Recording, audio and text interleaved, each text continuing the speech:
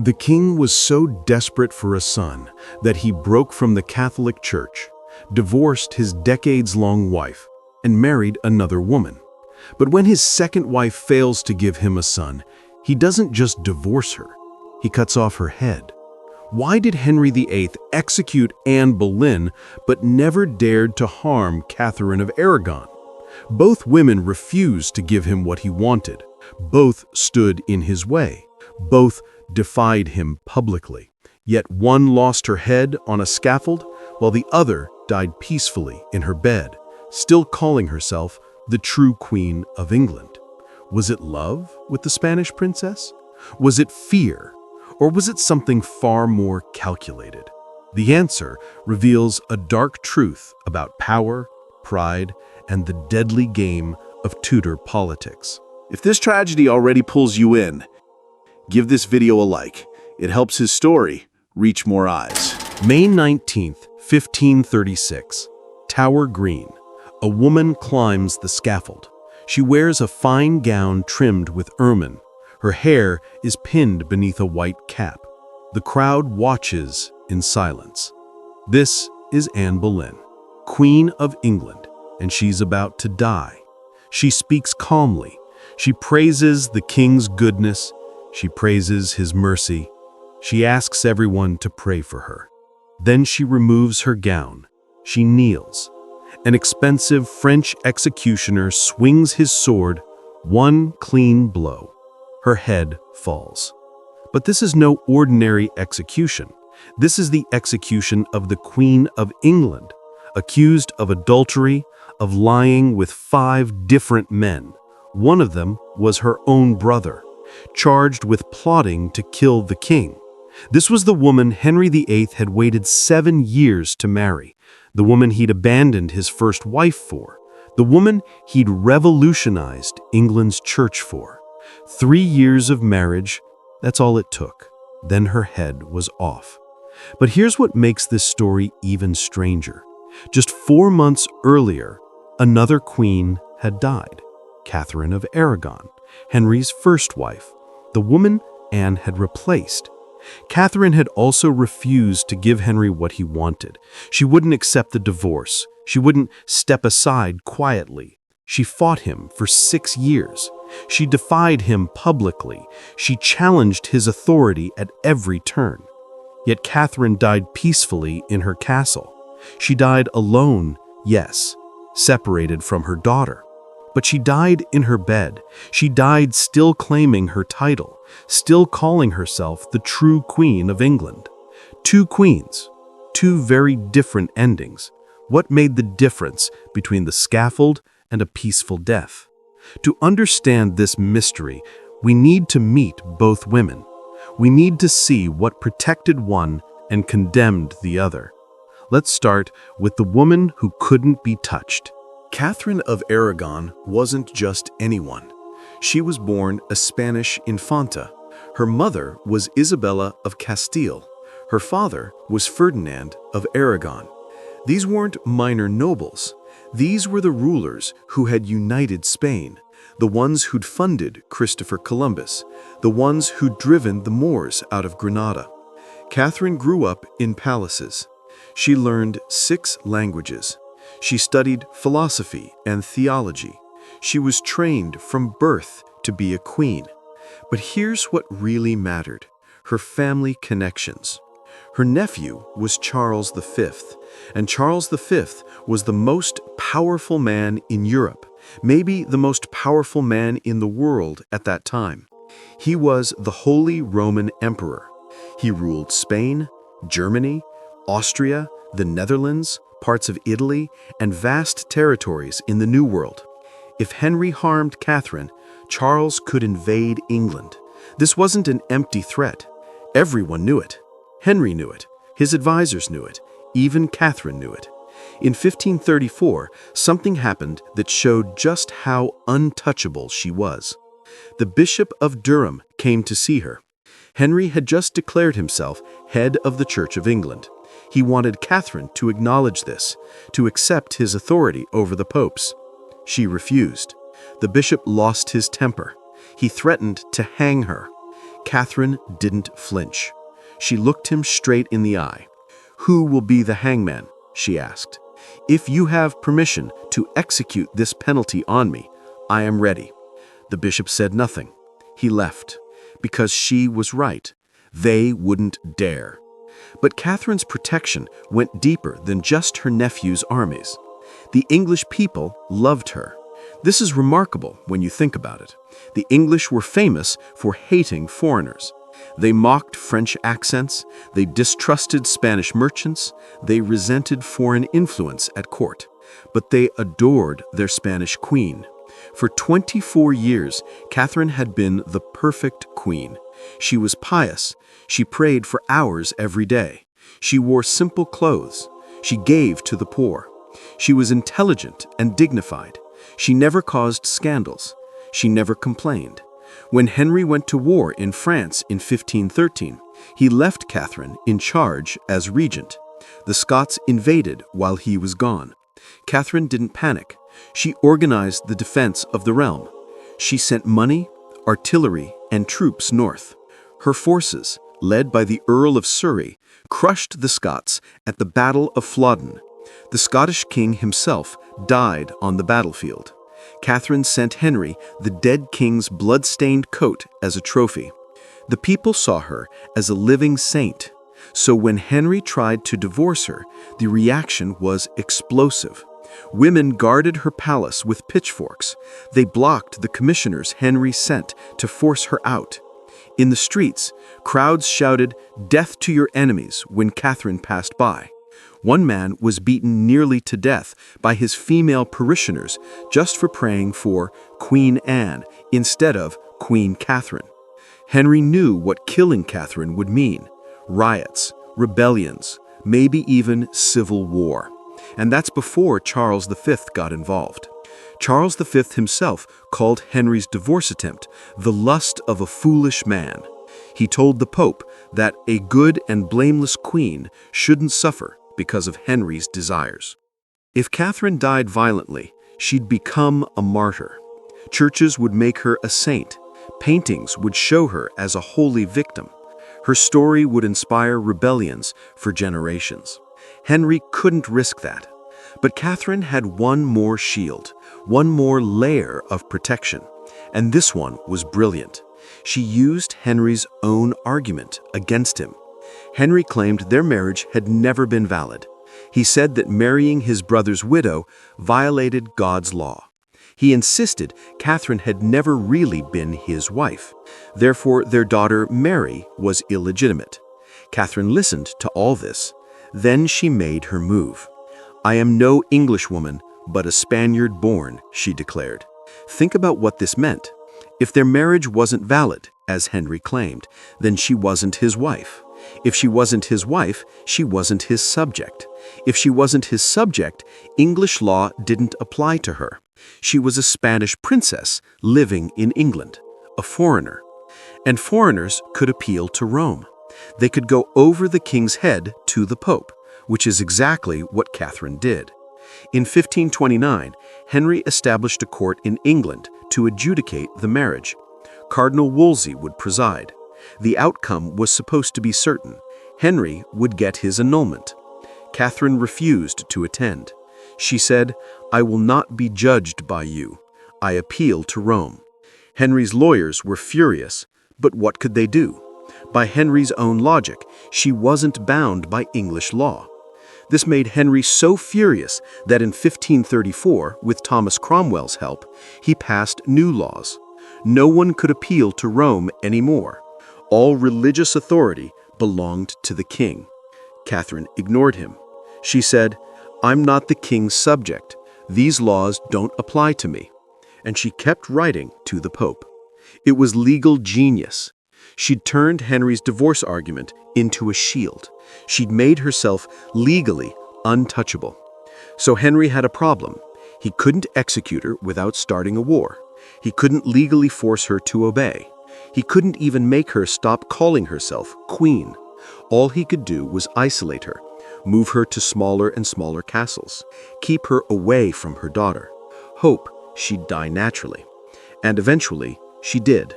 But what about the woman who had none of these protections? Anne Boleyn came from a very different world. She was born in England to a minor noble family. Her father was Thomas Boleyn, a diplomat, ambitious, clever, but not powerful. Not by royal standards. Anne had no royal blood. She had no foreign army backing her. She had no emperor for an uncle. Everything she became because of Henry. And what Henry gave, Henry could take away.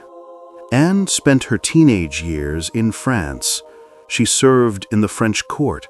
She learned French manners, French fashion, French wit. When she returned to England in her early 20s, she stood out. She was sophisticated, sharp, different. Henry noticed her. Anne Boleyn was serving as a lady-in-waiting to Queen Catherine when the king's eyes fell on her. At first, he wanted her as a mistress, just as he had taken her sister, Mary Boleyn, before her. But Anne had seen what her sister endured, praised, used, and forgotten. She wanted no part in that. So she left the court and returned to her family home at Hever Castle, hoping the king's interest would fade. But it didn't. Henry began to write her letters, love letters filled with passion, devotion, and promises. He sent her gifts. In Tudor England, saying no to a king was dangerous, yet Anne stood her ground. She refused to be his mistress. If he truly wanted her, he would have to make her his wife. It was a bold move, part resistance, part survival. But Henry didn't take it as rejection. He took it as a challenge. His desire turned to obsession. If he couldn't have her as a mistress, he would have her as his queen. 7 years. That's how long Anne made him wait. 7 years of negotiations with the Pope. 7 years of arguments with advisors. 7 years of turning England upside down. Finally, in 1533, they married. That same year, she was crowned Queen of England. She was pregnant. Surely this child would be the son Henry desperately wanted. The baby was a girl, Elizabeth. Henry tried to hide his disappointment. There would be other children, other chances. But Anne's position was always precarious, because everything about her situation was different from Catherine's. She had no powerful family to protect her. The Boleyns had risen because of Anne. If Anne fell, they'd fall with her. They couldn't save her because they only existed through her connection to Henry. And then there was her reputation. While Catherine was seen as a saint, Anne was seen as, well, something very different. Most people saw her as the woman who'd destroyed a good marriage, the woman who'd seduced the king away from his faithful wife, the woman who'd caused Catherine's suffering. They called her the king's whore. They called her the scandal of Christendom. Even in Rome, the Pope's court spoke of her with disgust, calling her a woman sent to lead England into sin. Foreign queens refused to meet her. When Henry and Anne traveled to Calais to meet the French court, King Francis welcomed them, but his wife, Queen Eleanor, refused to receive Anne. So did his sister, Queen Marguerite of Navarre. Anne was left waiting in Calais, humiliated, while Henry met with the French court alone. In England, the hatred was even worse.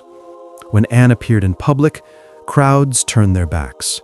Women shouted curses from the streets. Some even threatened to drag her down. People muttered prayers for Queen Catherine and called Anne the usurper queen. Everywhere she went, she could feel the eyes of a nation that wanted her gone. Nobody loved Anne enough to fight for her. And when the accusations came, adultery, incest, treason, people were ready to believe them. Of course she did it. What else would you expect from the king's whore? Even people who hated her doubted the charges. but they chose not to protest. The Spanish ambassador, Chapuis, had hated Anne for years. He'd called her every terrible name he could think of, but even he admitted later that the evidence against her seemed weak, that most of the men accused with her probably hadn't confessed to anything, that only Mark Smeaton, the musician, had admitted to sleeping with her.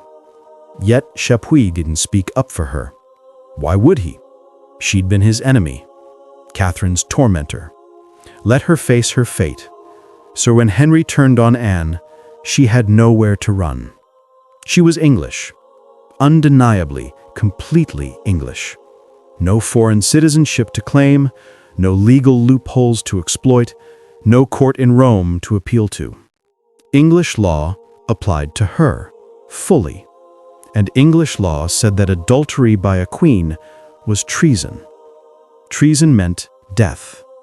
Anne was trapped in England, trapped by her nationality, trapped by her reputation, trapped by her complete dependence on Henry. When Anne died, no foreign power stepped in. France and the Empire didn't mourn her, they smirked from afar, pleased to see England weaken itself by executing its own queen. But why did Henry choose execution? Why not just end the marriage quietly? He could have divorced her, exiled her, or even locked her away, like King Henry II once did to his defiant wife Eleanor of Aquitaine. So why kill her? That's where the story turns truly dark. Henry had options with Anne, easy options. He could have annulled the marriage. The grounds were there. He'd slept with Anne's sister, Mary, before marrying Anne. By church law, that was incest. It made the marriage invalid. Or he could have used the pre-contract. Anne had been informally engaged to Henry Percy years earlier. That engagement had never been properly dissolved. Another ground for annulment. Or he could have sent her to a convent, made her a nun. The marriage would be over, Elizabeth could remain legitimate. In fact, when Anne was imprisoned in the Tower, she begged for exactly this. She said she'd go to a convent, she'd give up everything, just let her live. Henry refused. It had to be an execution. It had to be adultery and treason. It had to be the ultimate punishment. Why? Let's look at the reasons, the cold calculations behind a queen's death. The first option, annulment, was the one Henry couldn't stomach. If he admitted the marriage was invalid because he'd slept with Anne's sister, Mary Boleyn, it would destroy his own image. He'd look like the sinner, not the victim. And Henry couldn't bear that. He wanted to appear innocent, misled by a deceitful woman. In Henry's mind, if Anne was guilty, then he was pure again. The devoted king who'd been tricked by lust and witchcraft, the victim, not the villain. This is the main reason for Anne's fast trial. He wanted her gone, and he wanted it fast. In favor of Henry, Anne already had the reputation of the king's whore. People already thought the worst of her. When Henry accused her of sleeping with 5 men, including her own brother, many people thought, well, what did you expect? Henry needed people to believe a story, and this story is the only story that will work with Anne. The second main reason, pride. This is the key. This is what explains the execution instead of annulment. Henry had fought for 7 years to marry Anne. He'd defied the Pope. He'd broken with Rome. He'd made himself a whole new church structure just to make Anne his wife. He'd made himself a laughingstock across Europe. Ambassadors had mocked him. Foreign courts had condemned him. And he'd done all this while claiming he was right and God wanted him to marry Anne. That his first marriage to Catherine had been invalid because it violated divine law. If Henry now annulled his marriage to Anne, what would that prove? That he'd been wrong all along. That he'd thrown away his first marriage, alienated the Pope, and revolutionized England's church for nothing. For a woman he shouldn't have married in the first place. His ego couldn't accept that. So, instead, he changed the story. He wasn't wrong to marry Anne. She'd deceived him. She'd seduced him. She'd betrayed him. She was the villain, not him. I was bewitched, he told one courtier. Some people have taken this to mean he thought she'd used witchcraft, but it probably just meant he'd been obsessed with her, fooled by her. Either way, the message was clear. This wasn't his fault. It was hers. With Catherine, his ego demanded that she recognize the annulment, that she admit their marriage had been wrong. But he couldn't force her. So he accepted the stalemate. She'd stay queen in her own mind, fine. With Anne, his ego demanded that she be guilty, that she be the betrayer, that he is the victim. And since he could force that narrative, he did. And the last reason, love and anger. Catherine never challenged Henry, except on the divorce matter. She has always been submissive. She'd accepted his authority without question. She'd been a good wife for 20 years. She'd supported him. She'd advised him. She'd loved him genuinely. Yes, he was frustrated with her, angry that she wouldn't agree to the divorce. But it wasn't personal hatred. It was political frustration. Anne was different. Henry had promised Anne the world, and Anne had promised him sons. She'd said she'd give him the male heir he desperately wanted. She'd been so confident, and she'd failed. 3 pregnancies, 1 living daughter, 1 miscarriage, 1 stillborn son. To Henry, this felt like betrayal. She'd lied to him. She'd promised what she couldn't deliver. And Anne, unlike Catherine, had been sharp-tongued. She'd argued with him. She'd been jealous when he looked at other women. She'd been proud and difficult. Henry felt personally betrayed by Anne in a way he never felt betrayed by Catherine. After Anne's execution, Henry destroyed everything connected to her. Every portrait, every letter, every gift. He erased her from the palace. He commanded that no one speak her name. He'd done nothing like that with Catherine. He'd kept her things. He was visibly affected when she died. According to Ambassador Eustace Chapuis, Henry showed some sorrow. The rage he felt toward Anne was personal, visceral. And when rage combined with opportunity, it meant death. But there's one more piece to this puzzle. One more thing that sealed Anne's fate. By 1536, Anne Boleyn wasn't just an unloved wife. She was a political problem. Her last miscarriage had been a boy, the son Henry had prayed for. When he died unborn, the court began whispering that God had cursed the king. Even worse, Anne had made enemies everywhere. Nobles, priests, even her own allies.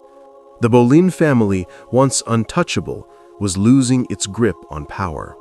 In their place rose the Seymours, led by the quiet and obedient Jane Seymour, a woman who represented everything Anne wasn't. While Anne argued with ministers and mocked Henry in public, Jane bowed, curtsied, and waited. The contrast humiliated Henry. It reminded him that the fiery queen who once thrilled him now challenged him. Then came Thomas Cromwell. Once Anne's ally and reform, he'd turned against her. They clashed over church wealth and foreign alliances. Anne wanted friendship with France. Cromwell wanted peace with the emperor, Catherine's nephew. To keep his own power, Cromwell needed Anne gone, and he knew exactly how to do it. He built a case so shocking that no one dared question it. Adultery, incest, treason, 5 lovers, including her own brother. Impossible charges, but perfectly believable to a court that already despised her. We've seen all the pieces. Now let's put them together. Henry had loved Anne once, obsessively. But he loved Catherine too, in a different way, for longer. But it wasn't about love. Love didn't kill Anne, and lack of love didn't save Catherine. It wasn't about defiance. Both women defied Henry. Catherine refused the divorce for 6 years. Anne didn't even commit the crimes she was accused of. She'd argued with Henry. She'd been difficult. She'd criticized his affairs with other women, but she was not unfaithful. Both women stood up to him. Only one died for it. The difference was power, protection, possibility. And here's the final truth, the darkest one. Henry could kill Anne without consequences. But Catherine was his equal in royalty, a Spanish princess, daughter of Ferdinand and Isabella, the most powerful monarchs in Europe. She wasn't some court woman he could discard.